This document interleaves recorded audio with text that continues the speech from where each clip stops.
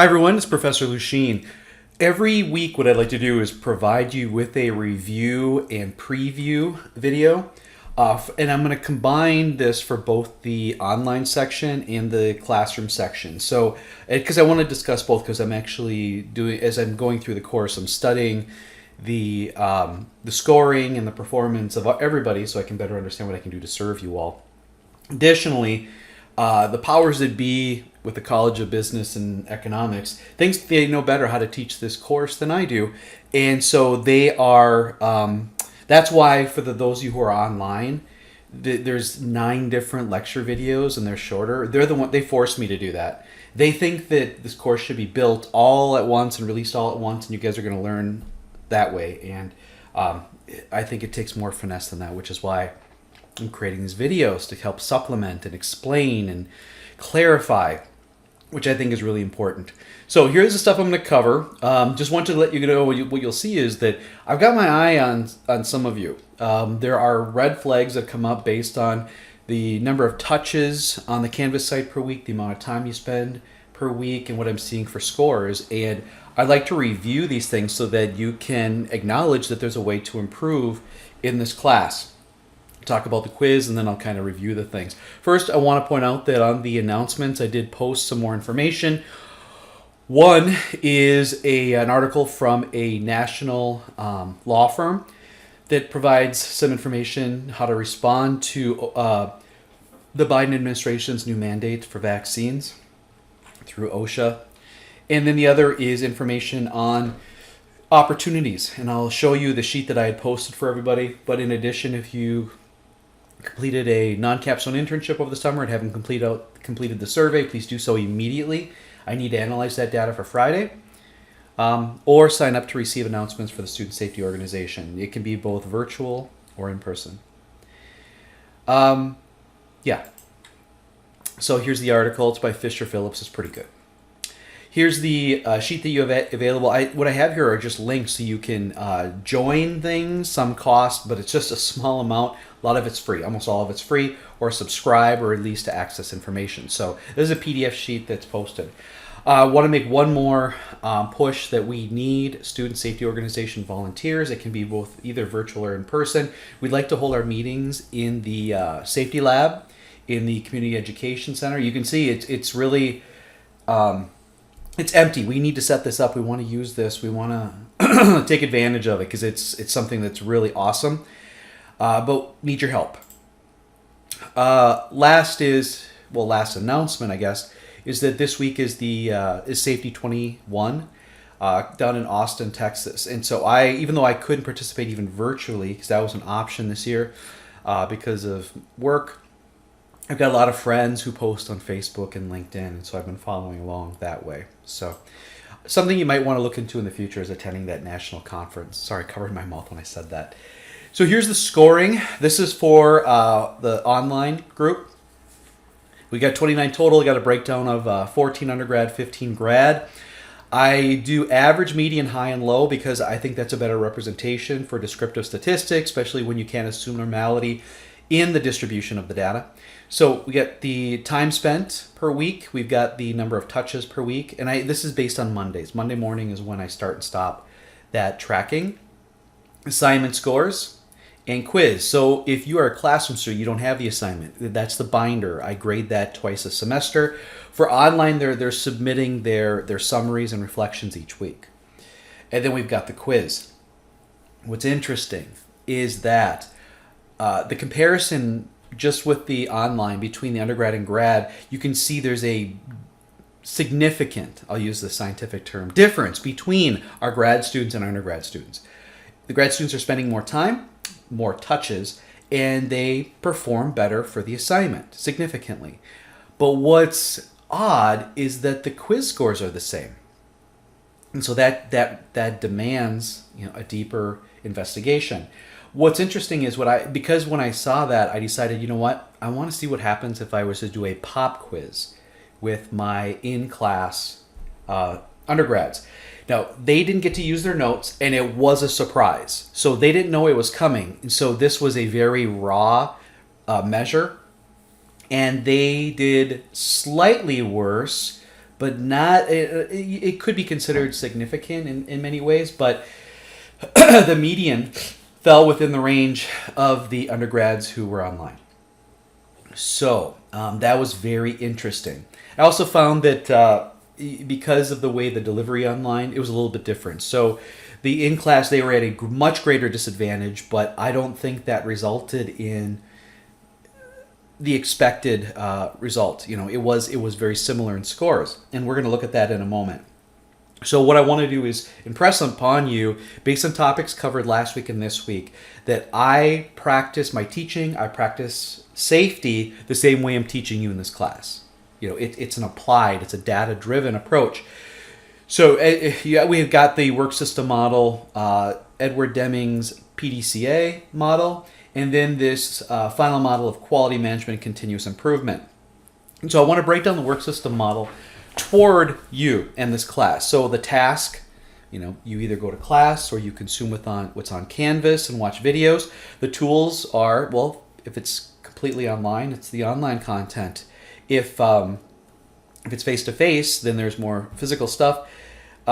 Same with the environment. It's got the same sort of thing. The organization is my attempt to define what is expected, and that's what this video is attempting to do, in addition to the intro video, in addition to what I say in lectures.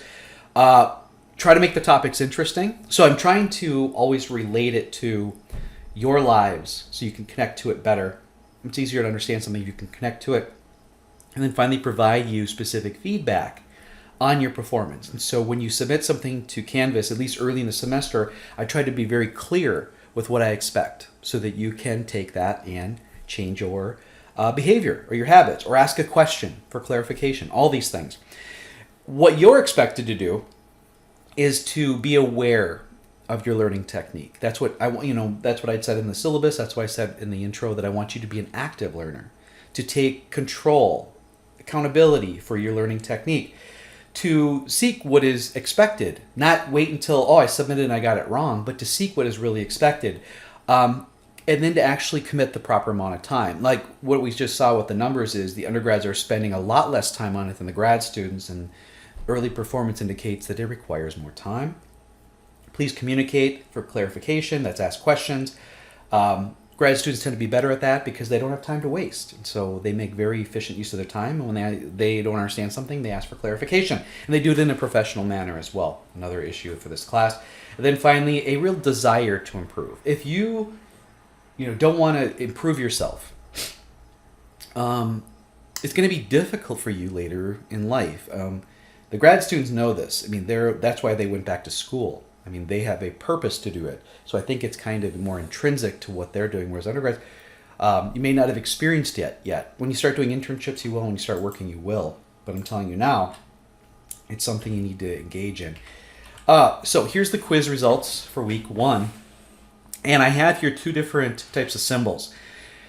The box around the number, and that's not an accurate depiction. We'll get to those. I chose every question which had under 80% people answer it correct, which is a very high level cutoff. Usually we cut that off like at 60. I cut it at 80. That's just me. And we're going to talk about these. What I did is I've got these red X-Men symbols, if you follow the cartoon. That was for the classroom. They had below, and then I've got the percent correct here. The one that's here that's really kind of surprising, but maybe not surprising, is that which was the publication for the American Society of Safety Professionals. The online students, over 85% of you got this right. Only one person got it right from the classroom. It's professional safety. Now, you wouldn't know that if you didn't go to the help session or try to sign up. If you're going to be working in safety, it's something you should know. You should know what is the publication of the National Safety Council. You should know who publishes EHS Today or OHS and S. You got to start learning that stuff. You can't just wait for someone to handhold you. You got to figure that stuff out, which is why I'm promoting it in this class. And then you can see there was a lot of overlap. The ones that were different was the classroom did better on the question of what was the purpose of adopting a quality management approach. We'll talk about that. The one we're not going to talk about is that, interestingly, only 75% of the classroom students were able to properly identify the OSH Act section, which houses the general duty clause, which concerns me, but That's more academic than anything else. So the first one is, what is safety? The classroom got this one right. Enough, above over 80. I think that the online didn't. It was 59% correct because we have so many grad students that are out in industry, and so you've already adopted different mindsets outside of what this class is trying to teach you. And so there's going to have to be some relearning or augmentation of understanding as we move forward. And that's to be expected, that it's an effort to study work and workers to promote their success, safety, and satisfaction. That's what safety is. It's an attribute of work. All these other things are gimmicks that are shared a lot. What's the purpose of adopting quality management approach to safety? I mean, without even looking at the answers, you should be thinking, well, it's for continuous improvement or data. So continuous improvement, collecting data. That's what quality management is all about. Without data, it's just your opinion. The purpose of a work system is to look beyond the worker. Root cause analysis. So injuries are caused by work system deficiencies. The blaming, fixing the worker will not prevent future injuries. That's what the purpose of the work system model is. What's the difference between culture and learning, or safety culture and learning culture? This is important, and we'll talk about it this week. But I introduced it last week. I want to see where everybody was. Everybody needs a little more understanding of it, though we're at 67% for this one. A safety culture has built-in assumptions, and therefore workers view it a certain way, that injuries are not acceptable. When injuries aren't acceptable, there is an alignment with feeling like they're going to be blamed if they were to report an injury. So they're going to be under-reporting, there can be inequitable relationships, whereas a learning culture seeks to understand, not to blame, seeks to continuously improve and engages workers in that improvement process. And so my practice more aligns with a learning culture versus the term safety culture, which we'll cover this week as well, a little more in depth. Safety program sources, basically through continuous assessment of the work environment, anything that can't be eliminated becomes part of the safety program. The continuous improvement model basically demonstrates that as safety professionals, we should be engaging with workers and supervisors to understand it from their perspective, because safety is an attribute of work. So we have to understand what we can do to design the work to make them successful, safe, and hopefully elicit satisfaction. Then we educate management on what they need to do in order to demonstrate commitment to worker safety. So that's how we get management commitment. And then I provided 2 readings. If you did the readings, you saw the list of elements of a successful safety program, for which active injury case management return to work programs was not listed. That's something that I added on my slide, and I tried to show that I added that. I even talked about it. So here's the week 1 review. I had already kind of given you these answers that I believe safety is an attribute of work. I want you to start considering that, reflecting on that. That somebody can get a job done unsafely and not get hurt. Think of it that way. Because just because someone goes home at the end of the day the same way they came in doesn't necessarily mean they were safe. It doesn't. We need to be more active in what we do. Safety culture, I believe, is ill-developed, misunderstood, potentially detrimental, whereas a learning culture actually gets to the mechanics of what we need to do to improve things in the work environment. Attempts to have more of an open discussion so we can actually solve problems and not sweep them under the rug, which we'll talk about in week 3 when it comes to OSHA record keeping. Continuous improvement definitely requires worker engagement. The work system supports root cause analysis, which is another topic for this week. Again, it's to avoid blame, at least initially. Well, there may be a contributing factor, but still, blaming, there is no value in blaming. It's actually detrimental. Make sure that you guys are looking for additional opportunities. I had provided that sheet with all the options. Definitely do that. That's a big part of what we're doing now, is to extracurricular, engage with the outside world, and bring it into discussions. Whatever isn't eliminated goes into the safety program, and finally, the injury case management. So for week 2, I kind of give you some insight into what we are going to talk about. This is already going much longer than future weeks, because I'm kind of talking about classroom management along with topics and giving you more description of what I do than I will in future weeks. I created this diagram here. This is Plan, Do, Check, Act. This is Edward Deming's continuous improvement cycle. So for week 2, we're going to talk about what drives organizational negativity, and then discuss where worker perceptions originate. In the classroom, we already discussed it. It was yesterday. I'm going to try to always have these videos come out on Wednesday after I've just talked to my classroom section. Can you hear my dog snoring in the background? There's nothing I can do about that. And so we get to actually share stories, whereas online you can't. And so for all the online students, if you would like to discuss creating an office hour where we can get together and discuss these things before you go and take the quizzes or turn in your assignments, I would be happy to do that. I'll do whatever I can to help you in this journey.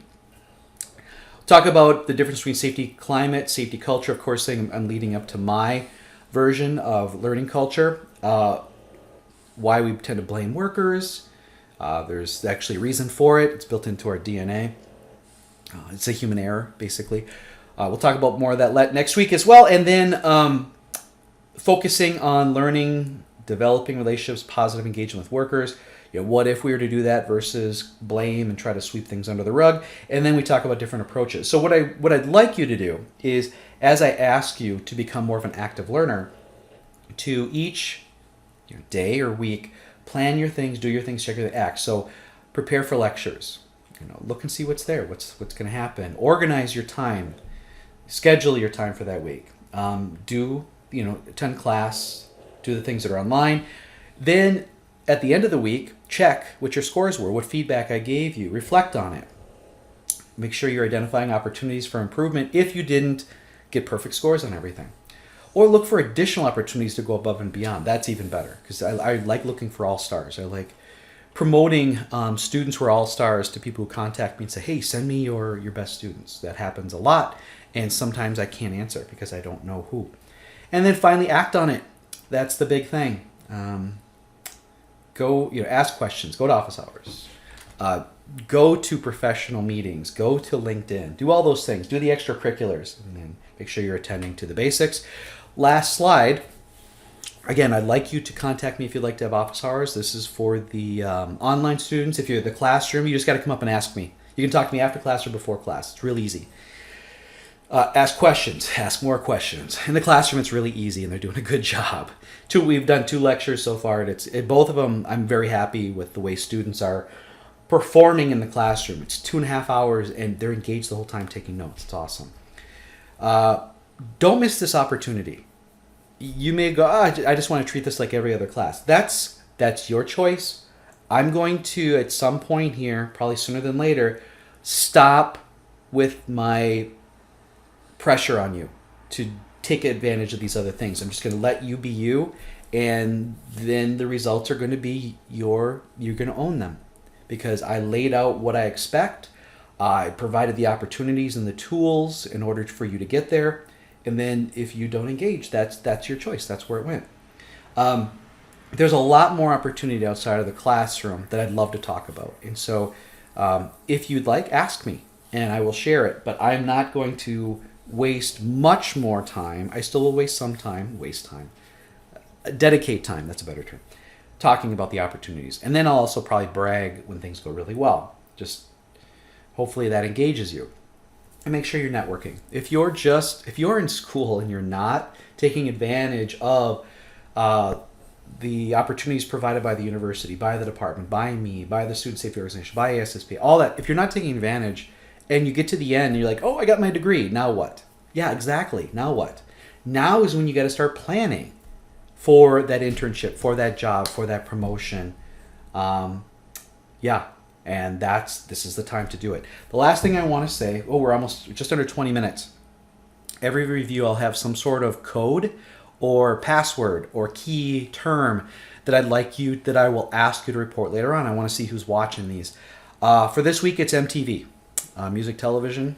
So at some point in an assignment or a quiz or who knows what, I will say, what is the key term or the password or whatever, I don't know what I'll say, code word for the week.